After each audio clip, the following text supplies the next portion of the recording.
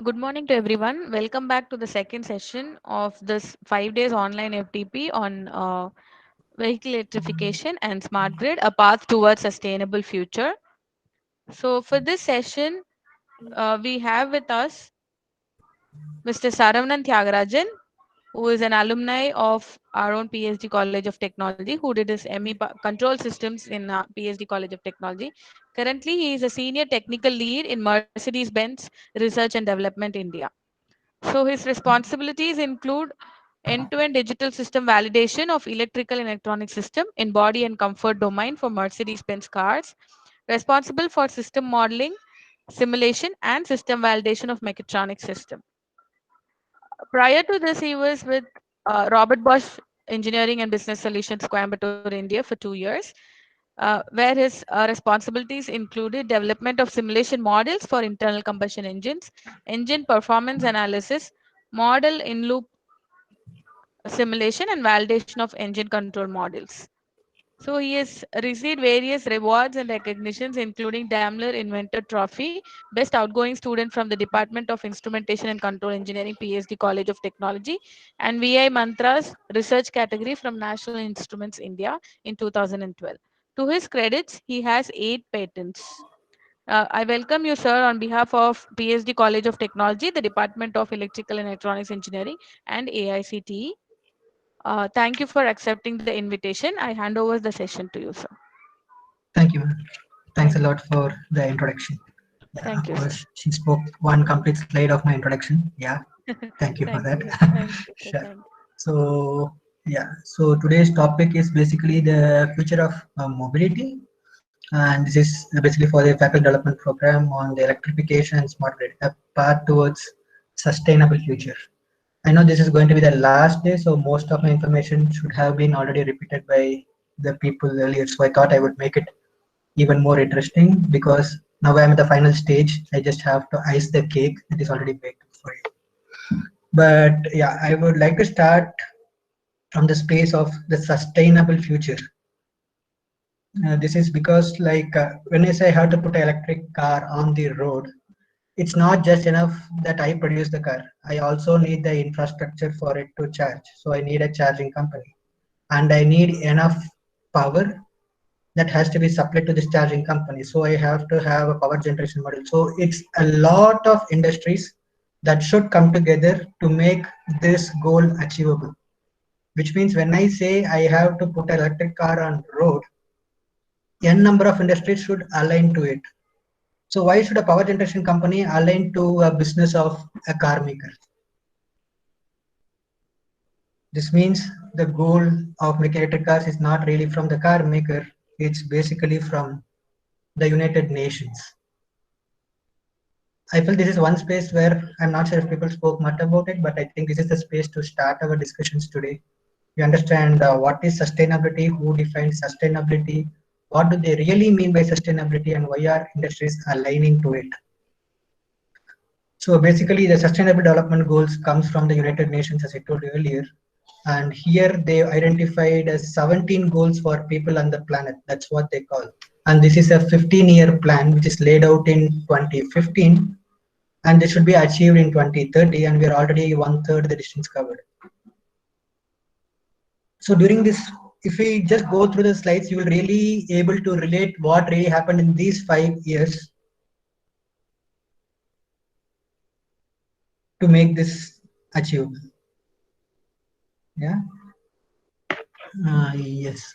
So let's look into what are these 17 goals which the the United Nations has defined.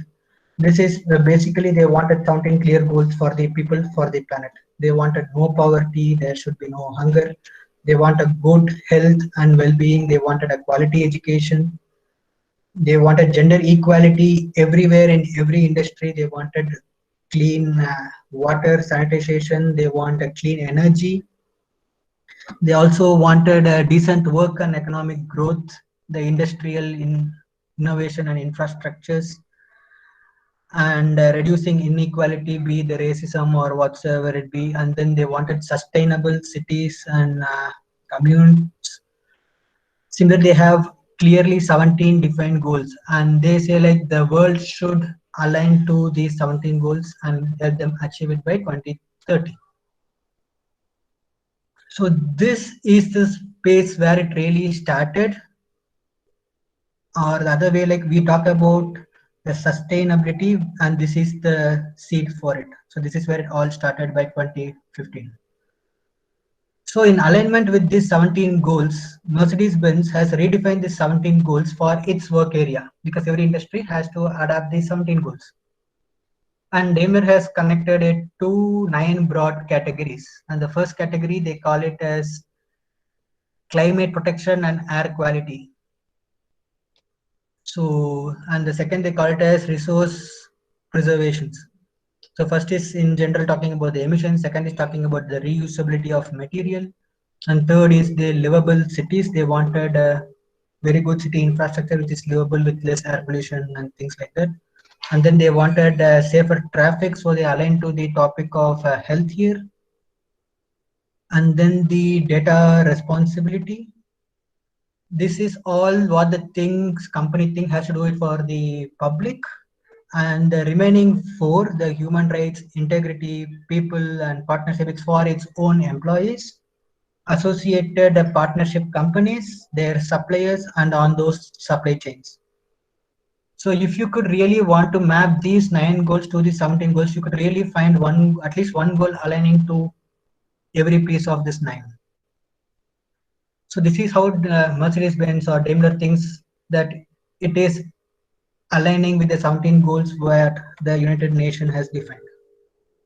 So it's not just one German car maker, it's also the other German car maker BMW, who also has a clear definition of how they align with the sustainability goals set by the United Nations. To make it more interesting, it's not only the German car makers, even Tata Motors, the Indian car maker, also has its own sustainability report aligning to the same 17 goals. And not just car makers, even ITC, the food manufacturing company who manufacture biscuits, juices, whatsoever it is, they are also aligning to the 17 goals. So not just one company, every single company is getting aligned to these 17 goals defined by the United Nations to make the world more sustainable. And this is where the word sustainability for the workshop came from, is what I believe. So and every company has its own sustainability report. You could get into every company's website, search sustainability report, you will get the sustainability report, what they're doing to align it, what is the status for it as of today, how do they see the future, everything is clearly defined. So this is in general about sustainability.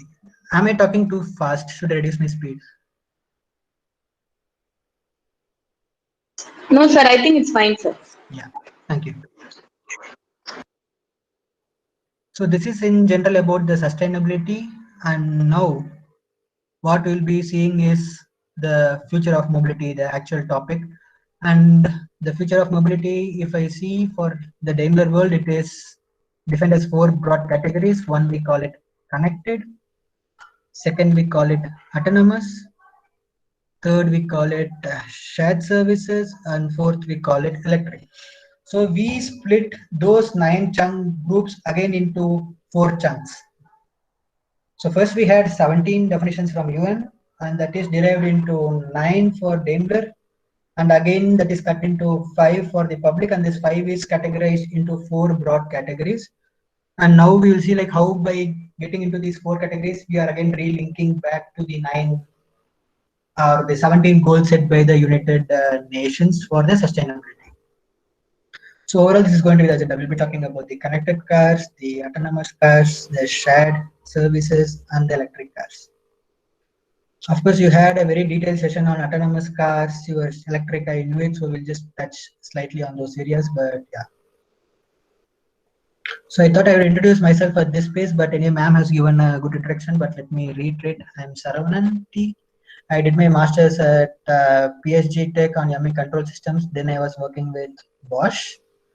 And then I moved to Mercedes-Benz Research and Development.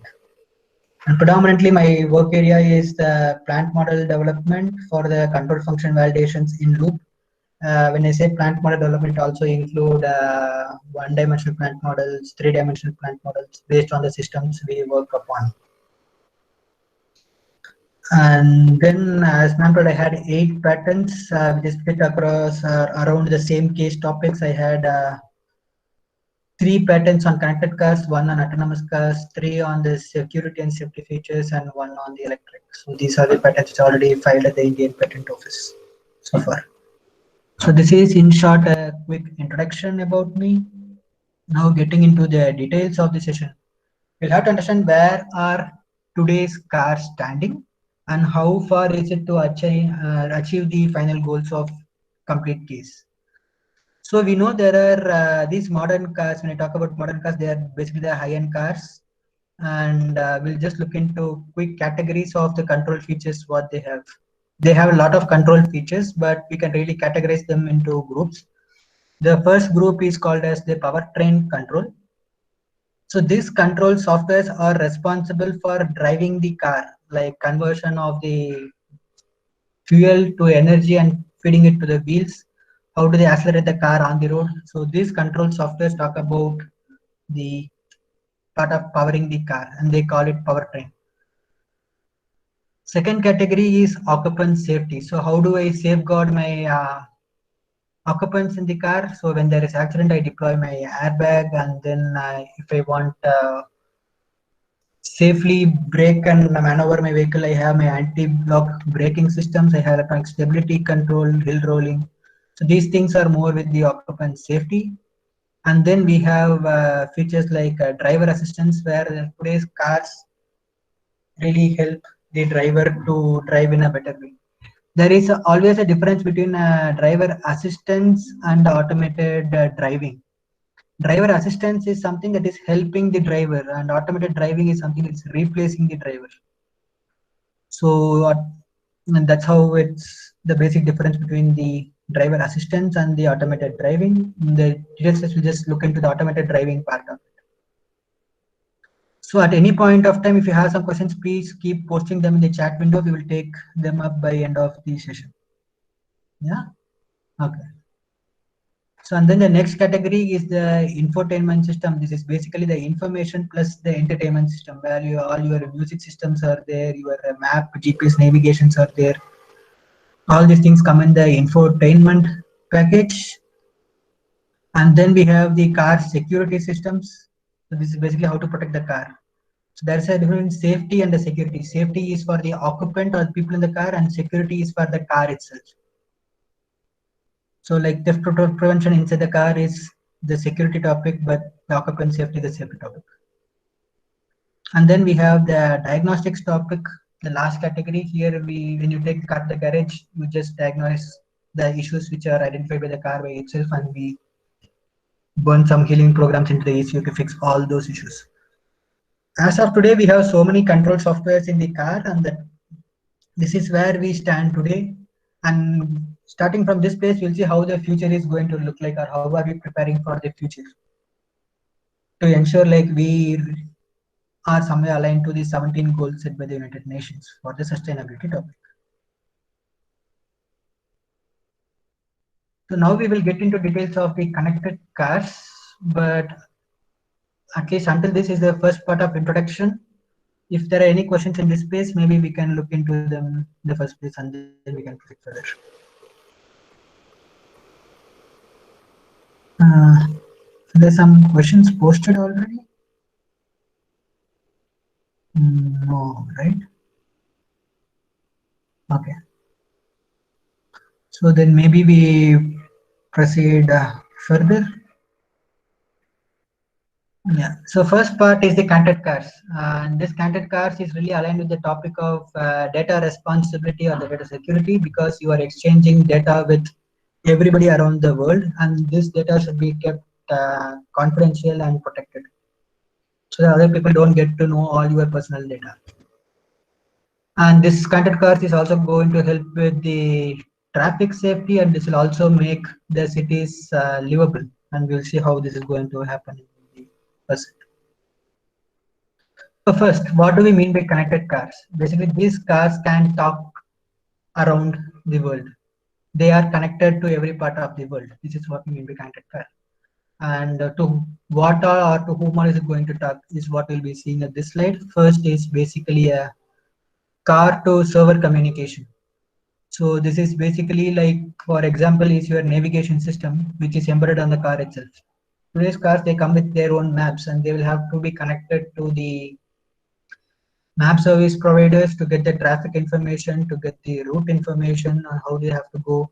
And the first part of communication happens between the car and the server. This is the first group of connectivity, which we call it as car to server communications. And second, what you have is car to car communications. So if in case if you say like the future is going to be autonomous cars, and definitely these cars need to talk. As of today, how do cars talk, or people in cars talk? They use the indicators. You turn on the left indicator in the front car, the rear car driver will know like, okay, the front car is going to go turn on to the left. But in future, if you say you don't have cars, don't have drivers, these cars will have to talk to each other. And this is the space where car to car communication will come in. And then the third category is car to infrastructure communications. This is one example here is the communication with the car and the traffic light signals. So this will also be in space in the future. And fourth is car to human communications. This is very important. If you had seen the first image which I had showed you, that's something like how the future is predicted by the companies and how they are making themselves ready to attain those features. And there you can really see like the car is predicting some zebra crossings on the road, letting the occupant to cross, and then the car can go ahead of it. So this is where the car to human communication will be in place. So basically connected cars, when I say, they get connected to different entities like the servers, other cars on the road, the infrastructures, and human communications. How do we do it? For this purpose, we will definitely need sensors.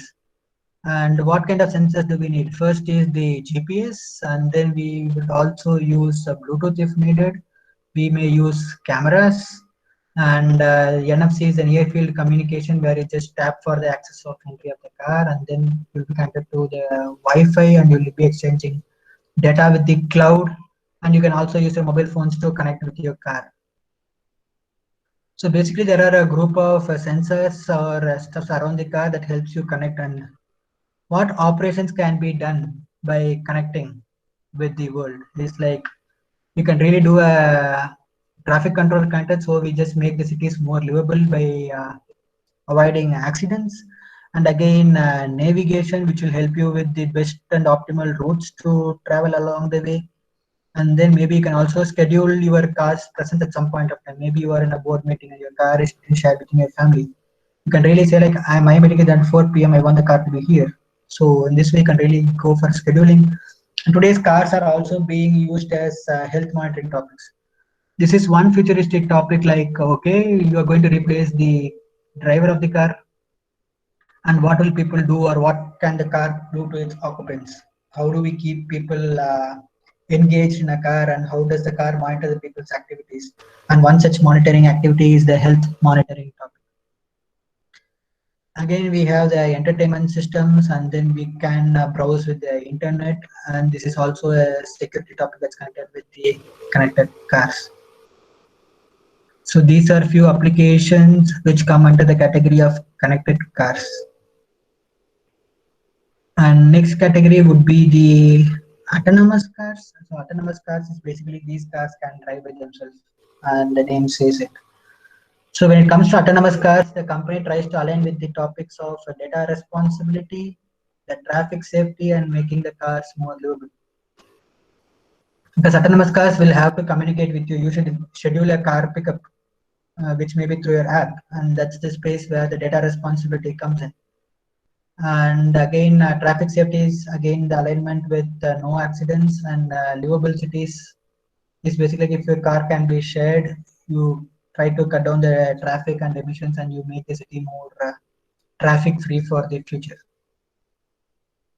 So when it comes to autonomous vehicles, what do we try to do? We try today, as of now, we are in the manual driving mode, and we are more towards handovering it completely to the machine.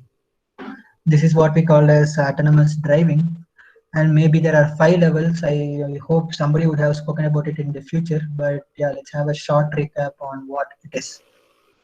First is a level 0. This is purely a driver assistance system. When I say driver assistance, the car is only helping the driver, it's not replacing the driver. And one example of it is the park assist. Even today's cars, the moment you engage the reverse gear, your rear camera opens up to show the driver what's there behind the car. And you also have some monitoring sensors to beep if the car is going to hit a structure. So in these spaces, there is a system that is helping the driver to drive safely, but it's definitely not in any way replacing the driver. And this we call it level 0, or it's not autonomous at all. And the second is the level 1 autonomous, where we let the driver leave some responsibilities. And one example here is the adaptive cruise control, and lane keeping. So this is already part of the European and US markets, because this demands the need of radars. And this is not in India yet, because we have the government regulations which says radar should be used definitely only for the near-to-go purposes, but they have specific reserved bands which can be used for research purposes also.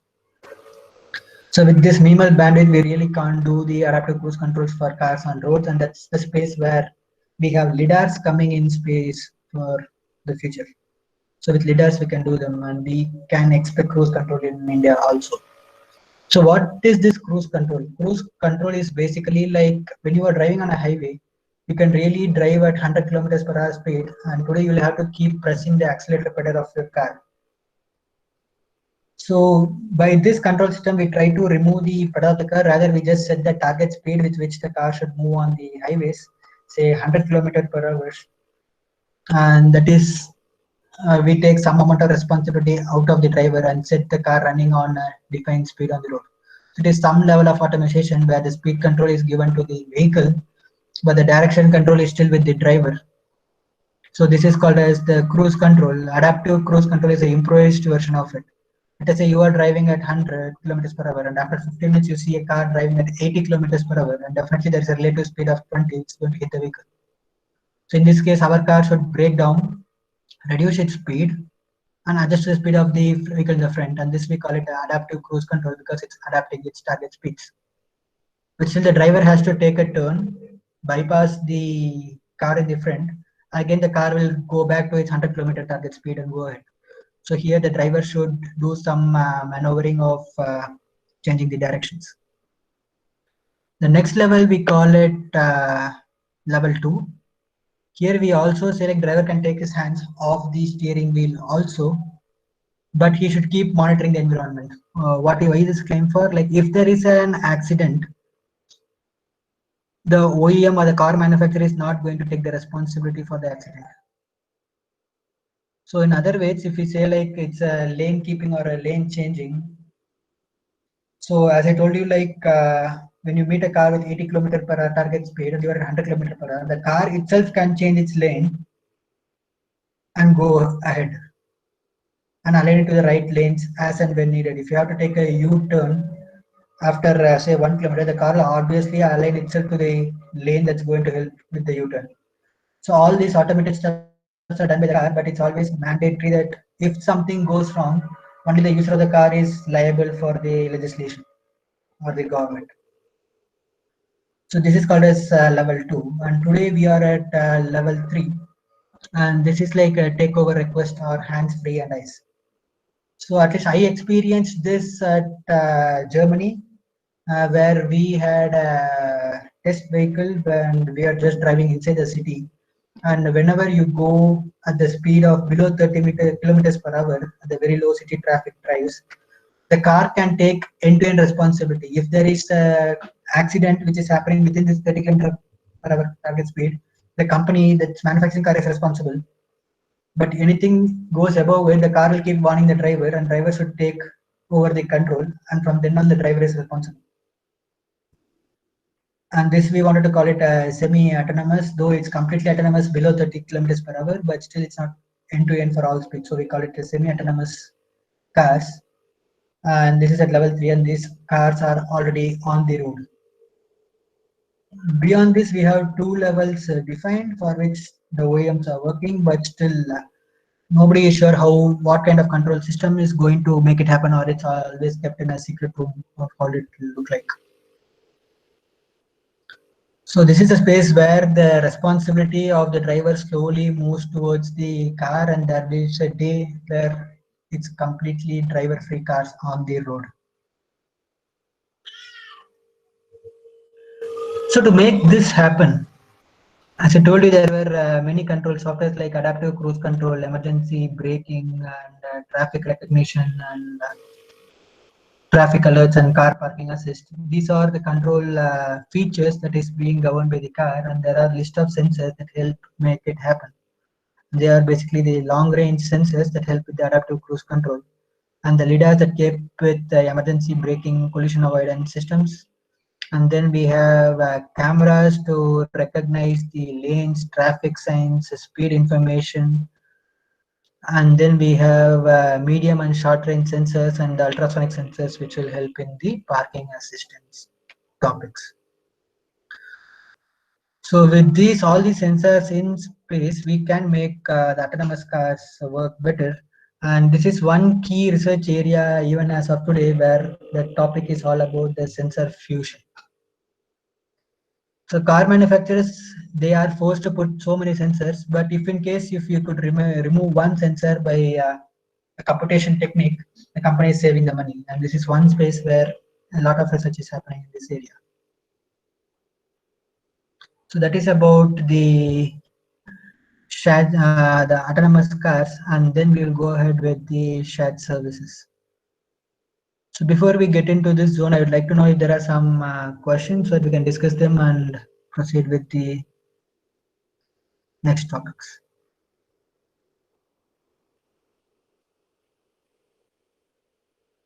There are no questions on the chat box is what I believe, but you can unmute and ask my questions.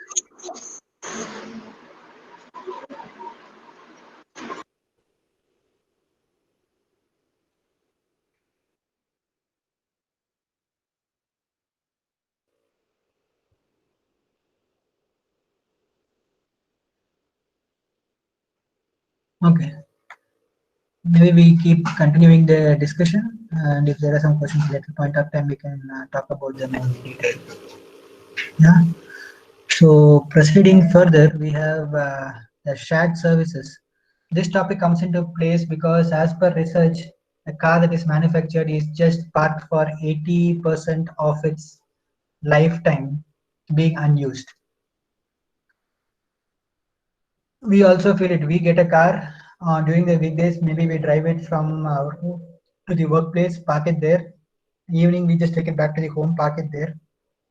And we don't drive them during the complete weekends or vacations. So the car is parked for most of the time. So this is a space where company thinks can be share the resources and make resource preservation by limiting the number of cars that are being manufactured. And again, by reducing the number of cars, we make the cities more livable. And since the cars are being shared, the topic of data responsibility also comes into picture.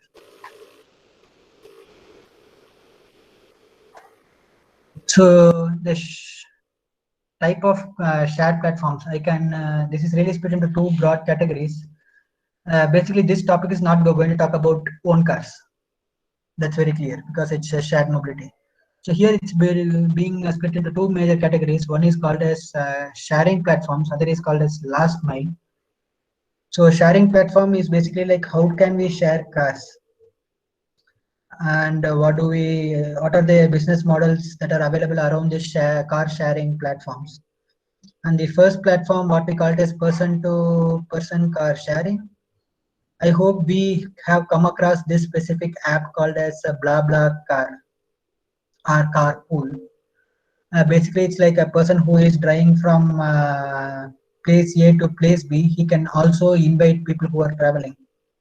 Let us say there is a person who is traveling from Bangalore to Chennai. He will be scheduling his travel date and time in this app. And also there will be people who will be looking for this rented car shared application, and they just pull together by paying some money and they just take the complete trip. It's basically a own car. The driver has a own car, and the occupants are people who just jump in for that specific trip. And this they call it as a person-to-person car sharing. And one example for this is this BlaBlaCar application, which is already there in the market. In fact, this BlaBlaCar is more famous because our taxi drivers kept. They even filed a case in the Supreme Court telling like BlaBlaCar is more like a paid taxi, and the drivers are not T-board drivers; they're on-board drivers, and it's affecting their income or something like that. The second sharing platform is the commercial car sharing, something like our Ola, Uber, Red Taxi, where we just book a car, the driver comes with the car, he picks up, drops it there, and then he leaves. And the third platform is basically the station-based services like Zoom cars. Zoom cars are basically like they have dedicated stations. You go there, you book a car, you get the car for 2-3 days. So for the next 3-4 days, this car is yours. You can take it wherever you want. And by end of your trip, you just put the car in the same station, pay them the money, and come out. This is called as Zoom car or the station-based services. And then we have like free floating services. And Bounce is one application which is very famous in Bangalore and Mysore. I'm not sure how it's working in Tamil Nadu. But yes, this is basically, you will see these are the scooters that are parked anywhere in random in the city. So let us say I have to go to office, I just come out of my house, see where is the nearest scooter standing in my location. It will be somewhere on the road, definitely. There is no dedicated parking station. And if I'm lucky, I just get it right in front of my apartment itself. So I book this scooter, take it to my office, drop it there, pay the fuel charge to them and leave. Maybe my colleague who has to leave office the next shift can book the same scooter, take it away from there. So, and he can park it somewhere near his house. That need not be dedicated parking space. And this they wanted to call it free floating services. And we also had a similar applications for cycle systems called as Yulu. I guess it's also there in Chennai, but I'm not sure about other parts. Yeah, so this mode of shared services is called as free floating services. So these are few business models that are coming in place because we wanted to align with the United Nations uh, sustainability goals. And then the next category is called as the last mile. So let us say I am taking a car that is being shared. So I start at station A. He will not drop me exactly at my home. Or let us say if I take a Zoom car, I'll have to go from my home to the Zoom car station, take a car there, go to a different city, and from there I have to drop this car at that city's Zoom car station and go to my own destination. So this last few miles where I go from my house to the Zoom car station and the destination from Zoom car station to my real destination, these are the last few miles to be covered. And during that space, how do we address the transportation is the topic, because those only if you could address these last few miles, you really save people from buying new vehicles. And there's definitely is going to buy a scooter at least to make it happen. And definitely, a car is not just being used only for people transport. It can also be for parcel transport or some medicine transport, something like that. So people came up with some last mile applications like the cycles, which I told you, the Yulu cycles, which are the free floating part that can be used as a last mile, and also they have this shopping carts, and also now we have luggage trolleys. I'm not sure how many of you have seen these YouTube videos. Today you have a smart trolleys that get synced up with your smart watch. So if you are going around in a controlled space like an airport or a shopping mall, you just have to walk. And just because the trolley is synced up with your smartwatch, this will just keep following you wherever you go. So you don't have to really pull all the weight. So this is also applicable for the cart and the baby strollers also. There are some applications coming in these lines. Again, there can be skateboards, scooters, drones, and there can be drones and robots that can be used for delivery of parcels, which Amazon and Walmart are already thinking about these solutions. So this we really call it as the last mile. So for the majority of the travel, you just use the sharing platform, and then the last miles are covered with these techniques. This is an interesting image which I found from the BMW's website that can clearly tell you how this shared platform is going to work. You see a lady who is going to go from her house to her friend's place in a different city, let us say. So first thing what she'll be doing is like she just takes a map or application. She just says where she is and where she wants to go. And like how we search the train routes and bus route with Google Maps, it's almost the same application. And here what she'll be seeing is like she'll has to go and board a metro train or a local train, which takes her to the main station. And from the main station, she takes a long distance train to a different city. And in that station, she just has to walk for 250 meters to book a shared vehicle like Zoom, which she can take to a different station which is close to her place. And from there, she can book a cycle and go to her destination. And all these end-to-end reservations will happen over the app. And this, by giving this technology in place, people think the shared services of transport is going to be very helpful to people, and people will be eager to use it. So to make this happen, there are at least six business models. First is the travel modes. Like I told you, the bike sharing or the car sharing, and in this example is basically the scooter which she is hiring the last few miles to drive to her home, and it's kind of a free floating topic. And then mobile applications, like as I told you, that's where everything started. She just puts her source and destination, and there is application running in the background syncing with the cloud to make all her reservations, give her a complete schedule end to end, so that she can just take it on the go. So this is going to be the second business potential area which is already there in the market today. And third is the service models, P2P. It's like a person-to-person service models. In case if this lady needs some human approval to take a car at the Zoom station, this is a person-to-person approval model. And then we have station-based round trips or operational models. Then it's the business model, B2B or B2C. B2B is the business to business, and B2C is business to customer. When I say business to business, let us say she's taking this long distance train, and for some reason this train gets delayed by 1 hour. The guy who is renting the taxi should not pay her this waiting charge of 1 hour. Rather, this business to business model should take care of all those losses.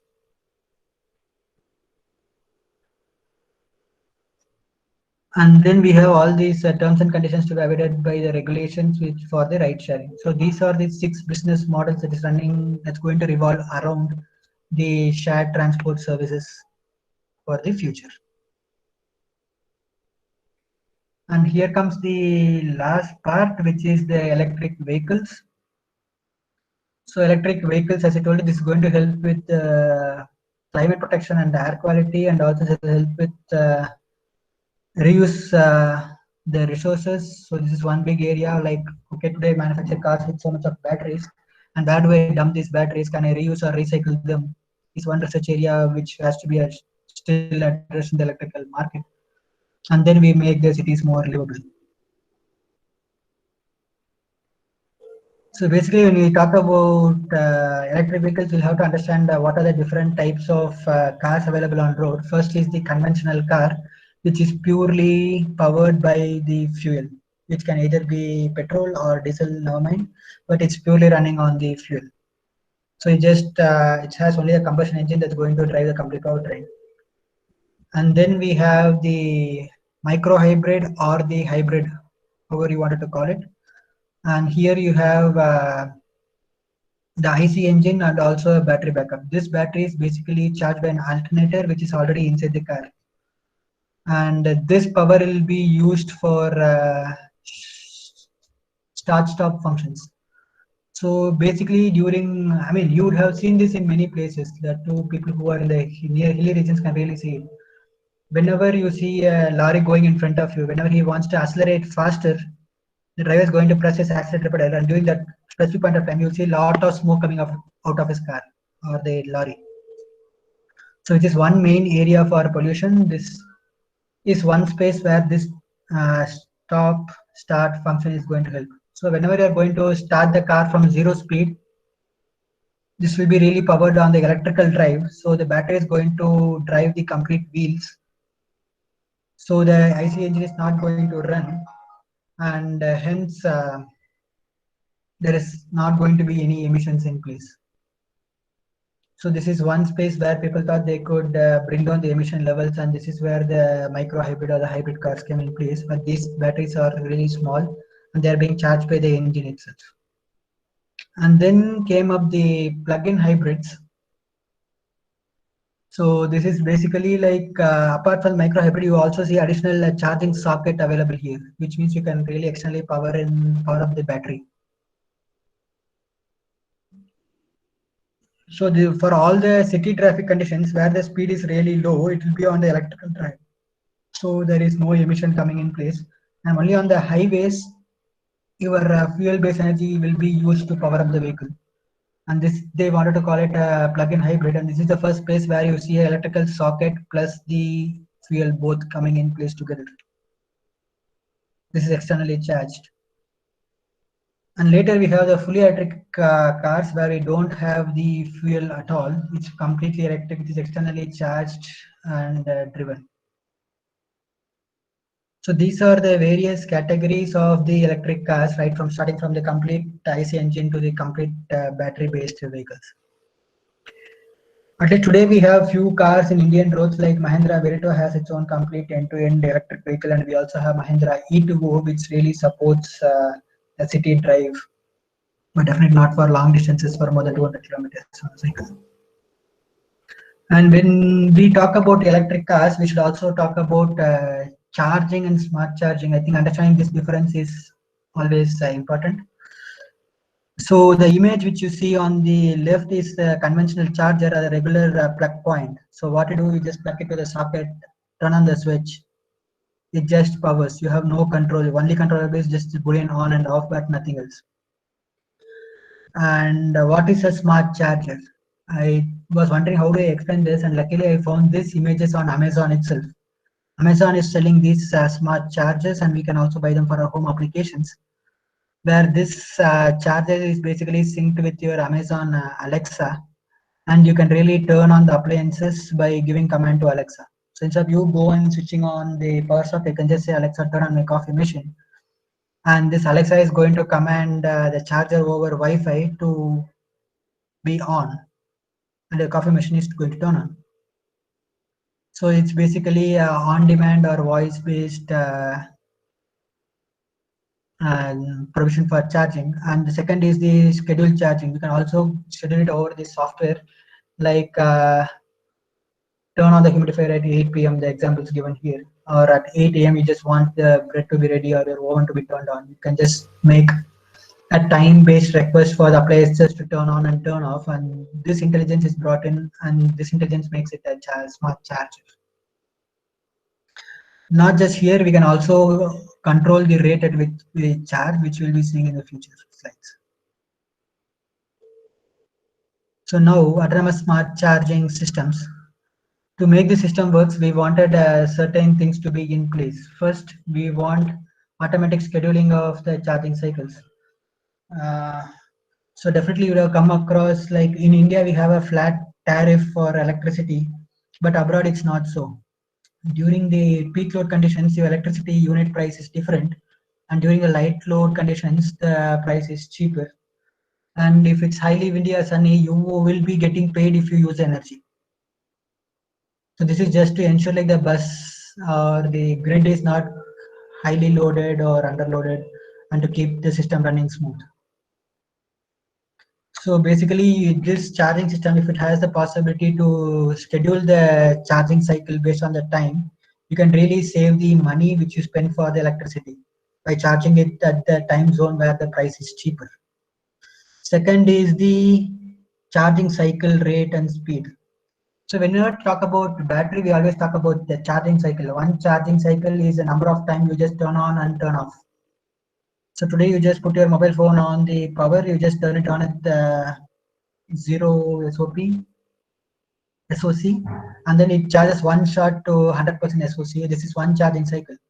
And if you get a power interruption in between, your charge get disconnected, and then once power come back, it gets reconnected. So this one charging spike cycle is getting split into two. For the health of the battery, it's always important to have lesser number of charging cycles, so you don't really have to charge it multiple times. So it's important to optimize the number of charging cycles and also the charging speed. At least with old Nokia phones, we have this problem of the bulged batteries. I'm not sure how many of you have experienced this. First, majority with the Nokia 1100 phones. Like what we do, we just turn on the battery at the night for charging, and we don't switch it off at 100%. Rather, it keeps charging for more time, and battery gets overheat and it gets bulged and it will be damaged. So it's important to control the battery speed so that charging speed, so that you avoid such kind of overcharging effects in place.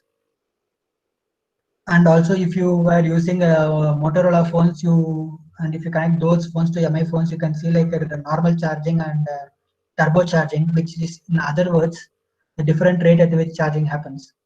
And to give you more details, we can charge your phones with the USB ports, where your rate of charge can be 1 amps or 2.1 amps based on the charging socket what you have.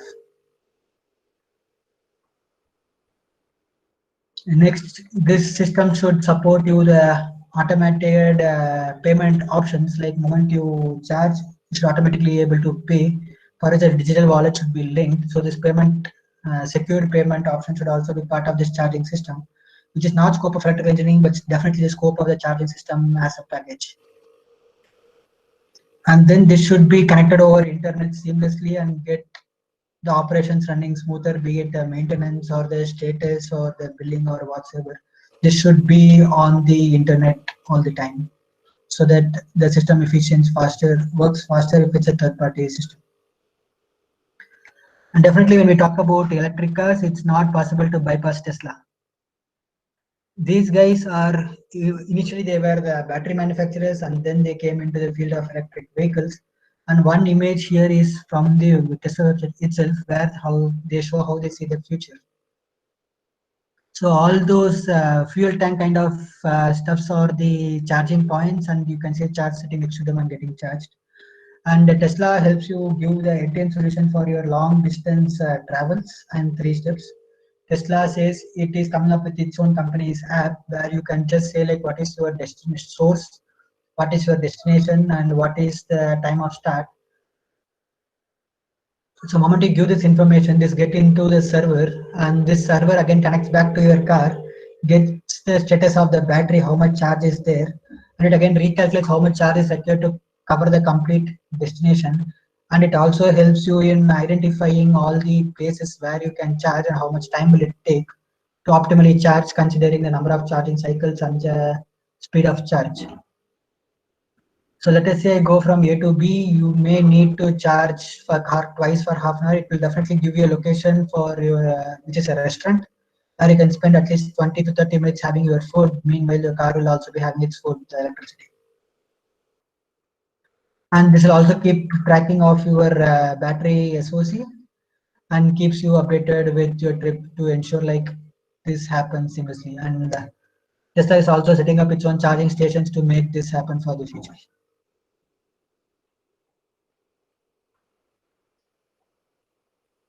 And this is something interesting which I saw with Volkswagen. Volkswagen has come up with this logic, which is a charging robot, I would call it. And this comes via app and car to X communication. So your car has to talk to the robot. So what would happen? Like you just park your car in a parking area, and if you have this charging robot somewhere in place, when you request for charge, this robot comes directly next to your car, and it keeps charging the car. And this will be 100% autonomous system. And yeah, today we talk about charging and smart charging. And I'm not sure if you observed the logo somewhere on the top. Okay, I think I don't have the logo here. So basically, when you just charge, your grid is always on AC and your car battery is always on DC. There is some space where this AC to DC conversion should happen. And based on the research, what they say, that if this AC to DC conversion happens at the charging station itself, the charging will be faster. So if you charge your car on a DC power, it's going to be definitely faster than your AC charging and your car converting that AC to DC power and putting it into the battery. So this technique is directly helping you with the DC charging station. And again, all your charging sockets now come up with the positive both AC and DC compatible, and based on the power, this gets charged. So this is again reiteration of the previous slide in a different way. That's how I would call it. And yeah, this talks about the supporting infrastructure that helps with electric cars. First is the electric vehicle range control, where the moment you say like you go your source and destination, the app should be able to say how much power is required, what amount of power you have, and what all intervals you have to charge the battery. It gets this range control information completely in the first place, and then it goes and locates your space for charging or the charging station where you can charge the car through GPS systems. And it defines the travel route in accordance to the GPS system so that your travel completes end to end without draining of the battery power. And the third part is the billing process. Like it should also tell you how much it's going to charge well in advance, because it knows at what time you'll be reaching this space for charging and what is the tariff at that point of time can be predicted with the software. It will also tell like what will be the amount of money you'll be paying to the charging company if you have to make this happen. And then to also keep monitoring your battery charges online. And last is the battery performance analyzer that comes in place that can clearly tell you where things went wrong or how do you optimize your battery consumption even better. So yeah, so with this space, what the company thinks or the industry thinks is like the case, connected, autonomous, shared services, and electric are going to be the four major trends for the automotive industry for the future to make the life better. And it is strongly believe that technology is the key to the engineering for better future. So here what you see on the left is the first car. They call it a motor wagon. This is the first vehicle that is fitted with an engine to be on the road. And this is the first patented car design from the Mercedes or the Daimler. So this is where the automotive industry has started, and as of today, we are at the right where we see the first version of the autonomous cars, and we really know like the transformation from the left to right would not have happened without the engineering and technology in place.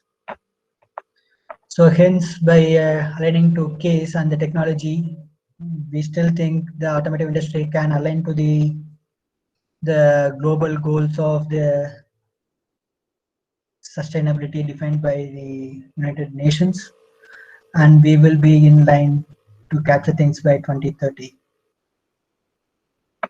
Yeah. So if there are some questions, I'll be happy to answer.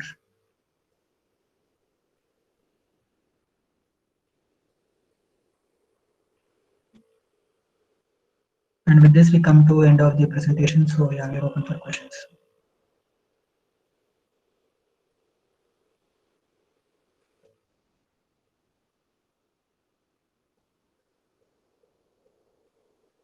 Hello. Yes, sir. Yeah. Participants can post your questions in the chat box, or you can unmute yourselves and ask the question.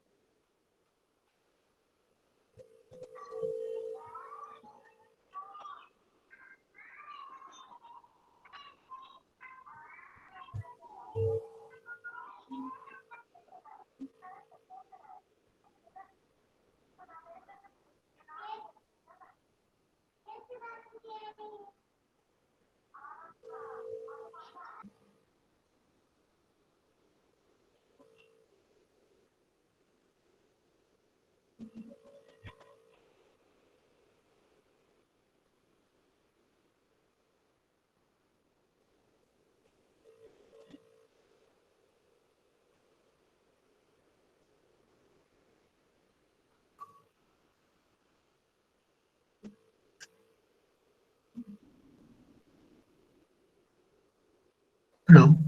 Yeah.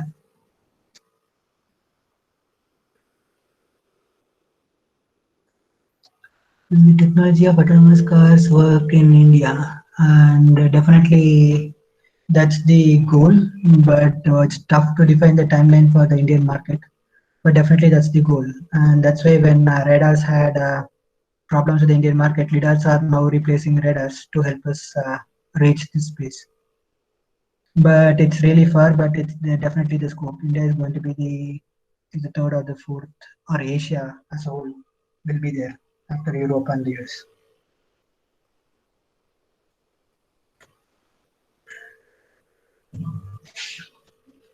Yeah, this will be there, but the only point is it's going to take time. If we don't have any restrictions on the radars, even today the cars will work fine at the Indian road conditions for the level 3 autonomous cars, which I was telling.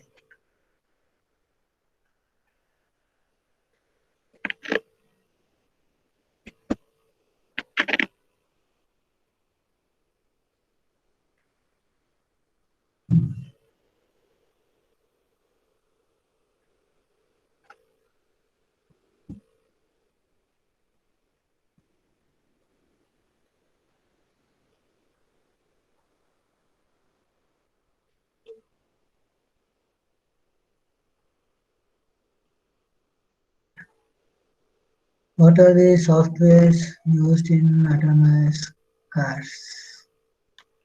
I think this question has to be elaborated a bit. Mr. Raju Shetty, yeah. Can you elaborate this question a bit better?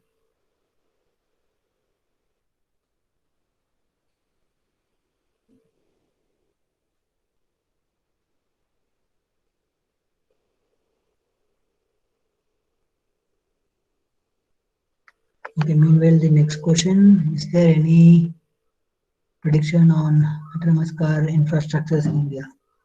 Yeah, maybe I would open my first slide.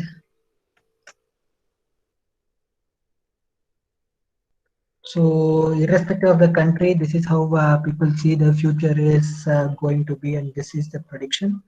And we will have to, or the government will have to align to this if in case we will have to be in line with United Nations sustainability goals to make adapted cars on road. But yeah, I think this is also going to take time, but definitely India is changing a lot. I mean, I think we will be there, but as of today, the question is like, will India have enough power generated to charge all the cars, or are we really running short even to power up our houses? This question is already being debated. But yes, that's where all your nuclear reactors are being erected in India to ensure like they have enough power. And similarly, all the infrastructure development should be taken care to reach this space. So if in case if you are starting to do some of your researches, I would see what is defined by United Nations for the next 15 years, and maybe you can pick it up, and that can be a very good business model because at least topics like your BlaBlaCar and Uber and Bounce are all really successful models, and they've taken their ideas only from the vision of the United Nations.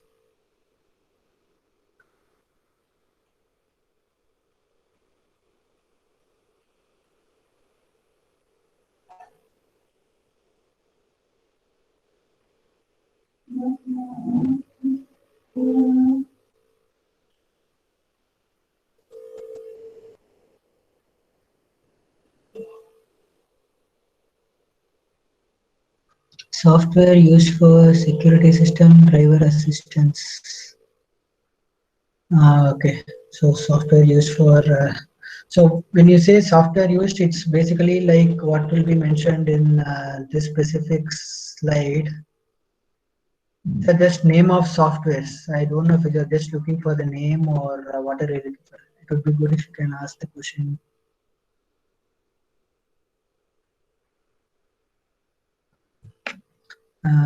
Research areas for EV. Actually, I tried populating the slide for different research areas for different topics of case itself. Maybe that's part of backup. Let me just show you what I looked into. The first research area is for the connected cars. Here, majority what we wanted to look into is like electromagnetic interference, because you have a lot of radiations coming in place and your antenna is there. So antenna technology is also one research area for the connected cars, and also the IoT, artificial intelligence, encryption, data security are the research areas for the connected topic. And then if we get into electric cars, majority is going to be the fast charging techniques, optimized charging cycles, efficient and noise-free power electronic systems, because we know they are generating a lot of harmonics when we do the power conversions. And then energy storage methods. As you know, today the battery is really heavy, and the question is like, where do I put the battery in the car? Can I put it in the front? Can I put it in the boot? Because it's going to affect the center of gravity of the vehicles when it's going to run at the faster speed. And as of today, we are putting the battery at the base of the car to ensure that it's as low, the CG gets much lower, so the car is more stable. But today, the amount of the battery is heavier. So if you have something heavier on the car, you are going to definitely consume a lot of energy to drive. And again, if you could find energy storage method which is lighter weight, or if it can hold store more energy into it, that's definitely going to be one good research area. And the next topic is going to be the battery recycling methods, and then the packaging and weight optimization as a tool. So I thought these would be the key areas where the researchers could focus on.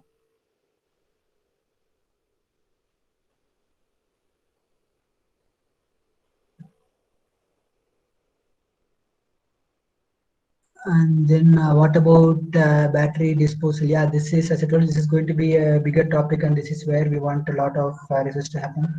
As of today, all e-waste is getting disposed, and they are not very efficiently recycled, and people are still finding ways to recycle them. Or one other words, it's like you optimize your charging cycles, reduce your or control your charging rates to extend the life of the battery, which is in other ways reducing the production cost or product manufacturing. This is the thing which is being looked into, but efficient way to dispose or raise battery is still a key research area here. What is the future scope of EV related to electric power constraints? Any possibility of solar PV operated vehicles? We definitely have solar voltaic vehicles in place, but the point is like that's not very good enough to charge faster. So with solar PVs, you can make your car stand for some time, charge it, and then take it. It will be definitely useful. It's definitely helpful for the last mile topics which I was talking about. The automated baby strollers or your robots or whatsoever, which is going to cover only a very small distance. Their electric PVs are definitely going to take the load off the grid, and they can generate the power what they want. And with regard to the current power conditions, yeah, we know we are short of energy, and that's where the government is coming up with direction of more nuclear reactors to generate the power. Network issues in Jammu and Kashmir. Yes, I mean, we definitely know India has a long way to proceed to make keep it infrastructure ready, and that's what I told you. Like things are being done. I think you will already realize it. The world is getting aligned to the vision of the United Nations, and we see if you just look at the last 5 years, you can see a lot of business models coming in place, and you can also relate to what all technologies are there, how are they related to these 17 goals of United Nations, and we still have 10 years to reach there. Yeah. Battery swapping operation is one solution as of today. Uh, yeah, this is going to be even more faster than charging the battery. But if you have, if you just got a new car, you have a perfect battery, and if you go for a swap, and if you use your old battery, again, it's a question whether you should go for it or not. And definitely, you'll be hesitant because you don't know which battery is getting swapped by you, and if it's done by the company, like, uh, I mean, for me, it's like there will be a mental obstruction, or people will not be really happy to go and swap the battery every time unless their car is old. So instead, charging it faster is always a better option. And yeah,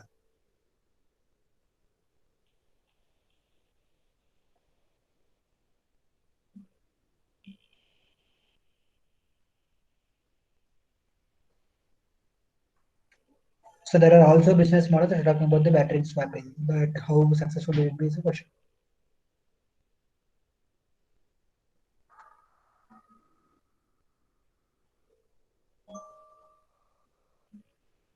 I don't know how many of you have seen this recent tweet from Anand Mahindra, which says like Tesla is powered by Honda. I mean, that was really a funny video. Like the owner of Tesla is always carrying a diesel generator with him in the car's boot, and whenever he's running out of charge, he's putting diesel into the generator, and he plugs this generator into the charging point, and he charges it. And people are coming up with such jigger ideas, which are really getting the purpose. But yes, looking at these things, we know like we'll have to rely on fast charging techniques. How can we extend the range of battery charging? What do you mean by range of battery charge? I understand the range of drive, but what is this range of battery charging?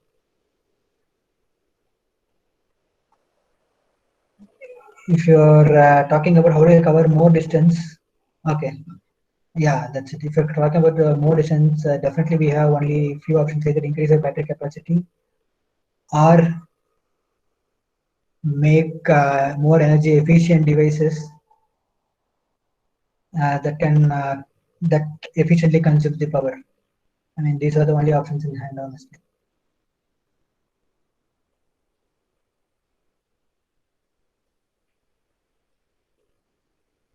Yeah, with one charging, that's always a challenge as of today, and that's why Tesla is also suggesting intermittent charging points. With one charging, as of today, can cover a distance of 200 kilometers. I think, which is good enough as of today. But the distance what you're talking about counts. So 200 kilometers for one charging as of today is a good number. So battery access is 100%. You can definitely cover 200 kilometers.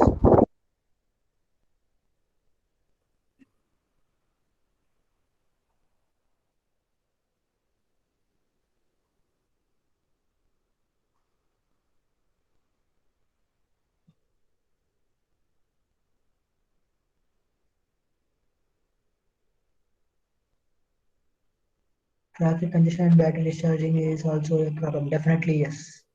As I told you, like the battery itself is heavy, and when you say traffic congestion, they should go from zero speed, should accelerate, reach its highest moment of inertia, and then drive. So definitely that's a challenge. That space is going to consume a lot of battery. There is no doubt.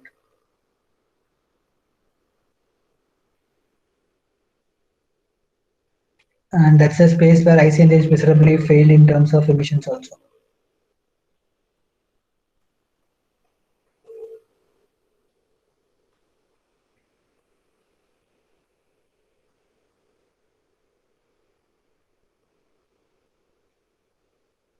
And as of today, industry is thinking lithium-ion batteries are going to be the future of EV to the knowledge available today.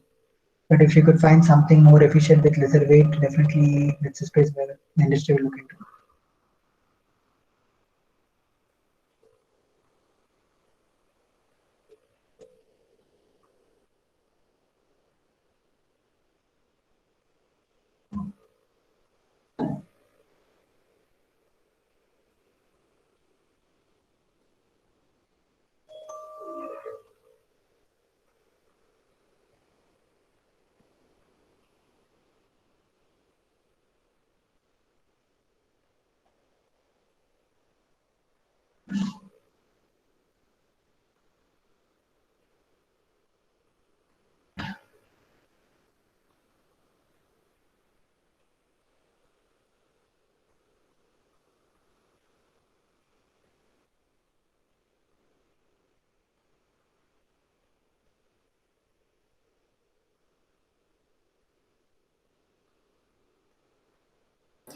Saravanan, Yes, ma'am.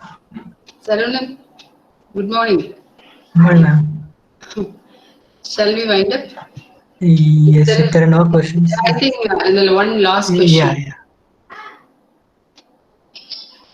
Do vehicle come up with IP rating of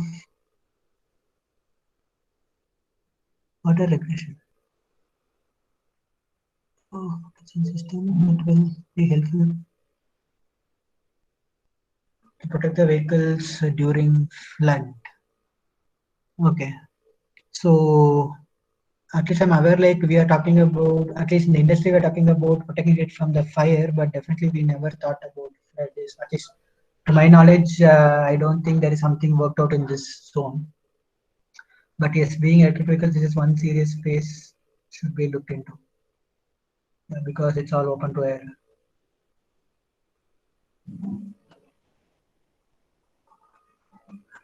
That's why we are worried much about fire than water. Yeah.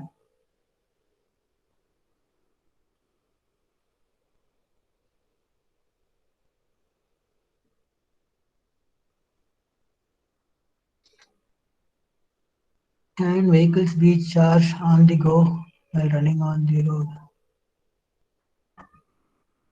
without being stopped?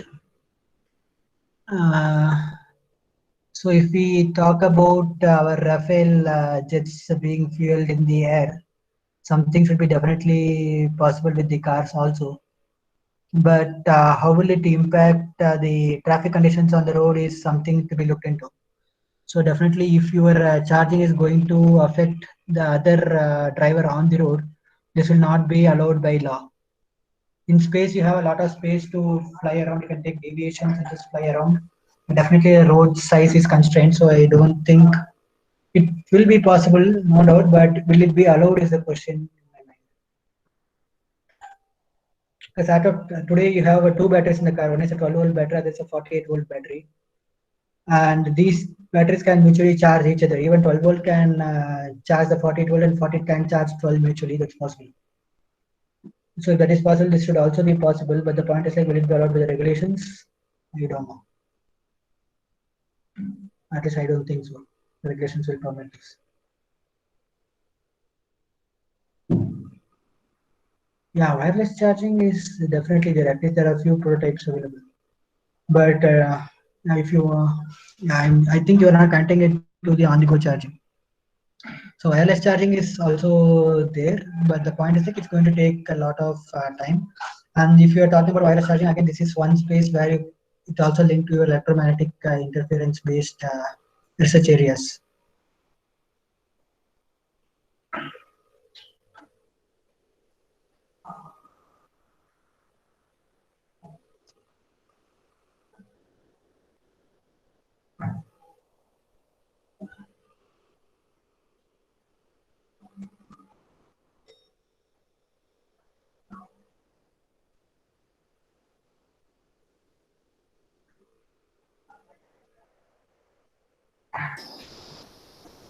Hello, Saravanan, shall we wind up? Mm, yes, if there are no questions, we can wind up. Sure.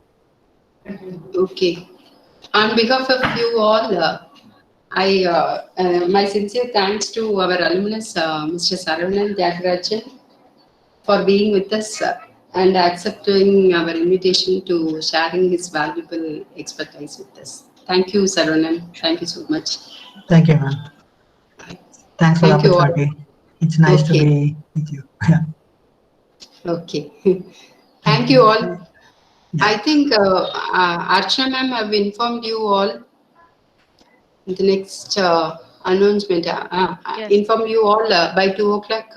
Archana? Yes, ma'am. I'm here, ma'am. Yes. 2 o'clock, we'll share the feed quiz link